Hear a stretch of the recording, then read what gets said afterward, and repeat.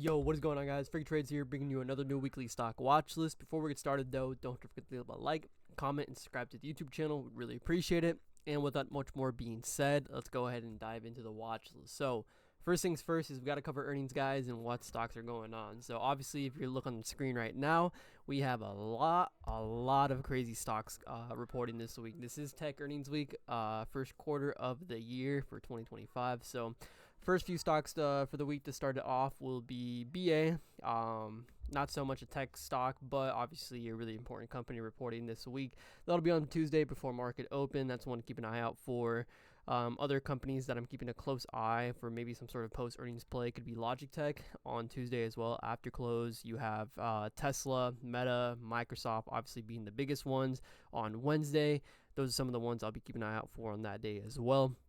And then last but not least, of course, last few stocks to round off the week will be Apple and Intel. Those are other two stocks that I'll be keeping an eye out for in case we get any sort of post-earnings play on those stocks as well. So pretty busy week with earnings. It is one that could catch a lot of people off guard because of how quote-unquote expensive the contracts can be because of the value they give back based on the move. So stock like Tesla, that is considered expensive because you're getting paid, the value that you get for a dollar move isn't equal to what you normally get as a dollar move on Tesla on a regular week when it doesn't have earnings. So most of these stocks I won't be covering because they have earnings, and I will not be playing them until post earnings. So you'll see my watches is a little bit different this time around, but it's to adjust to the week and kind of go around the tech stocks that are reporting for the meantime. So especially with how January has been, it's been a little slow and a little bit choppy, so you want to be a little bit careful with what plays you take, and especially on a week like earnings, these weeks can definitely burn a lot of people, especially where the market has been recently. So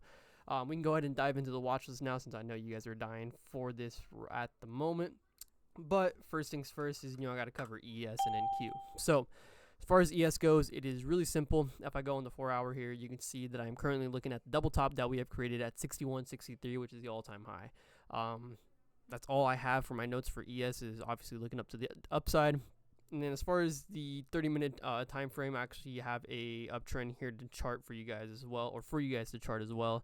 You can see this starts at 12 p.m. on Wednesday, and you can see how many times we rejected off of it, and that's the point we rejected at when we tried the all-time high on Monday morning, or not Monday morning, sorry, on Friday morning off the open, where we rejected off of with ES. So pretty important trend line, something to keep an eye out for in case we happen to climb back up and retest that all-time high level and how much room we could potentially have on that. So that is all for ES.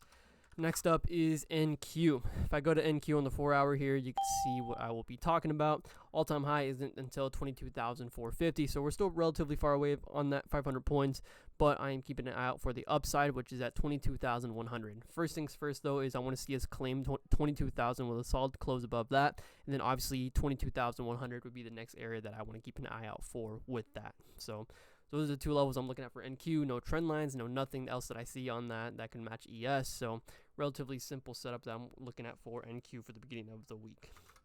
Next up is the actual watch list. So first one's going to be ARM. I know this one's a little weird, but with Trump saying a few things regarding AI, this happened to be one of those stocks that happened to have a major run-up, but we also happen to have a gap as well that it created over the day when this news did come out. So I will be looking at 160 with room down to 157, which is where the gap ends. The gap is around $3. You could make an argument to maybe play it here at this bottom here that we had at 162.50. Me personally, though, I'm going to look to play it safe and just wait for the 160 level. I'm not too familiar trading the stock, but when I do, these levels in contracts happen to pay way too much, more than they should sometimes, I swear. This is definitely a stock that I'll be keeping an eye out for. Next up is Google. If I go to Google here, if I go to the 4 hour, you can see that this is one of the strongest stocks that we actually ended up closing on Friday.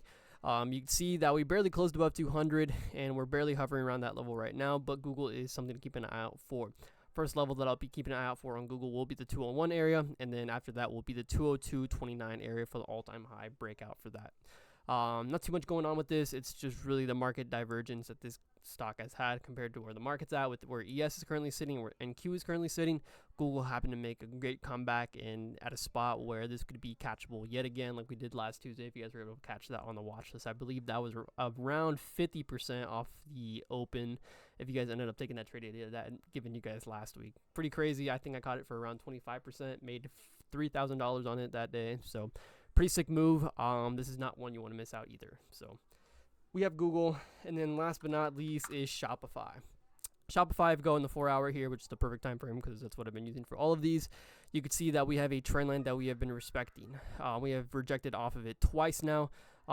Pretty close to this one, not really necessarily a rejection, but close enough to where we can call this a rejection. Really, all I'm looking at for this on Shopify is a break of 109.50 going into 110. Now, why 109.50? Well, 109.50 is going to be the riskier entry, but it is the point of where the trend line starts to happen to break out. So my idea behind this is if we happen to start catching some momentum and volume and buying pressure past 109.50, which will line up around with that trend line, we'll be able to get that gap, or not the gap, sorry, we'll be able to get that momentum move up that I expect at 110.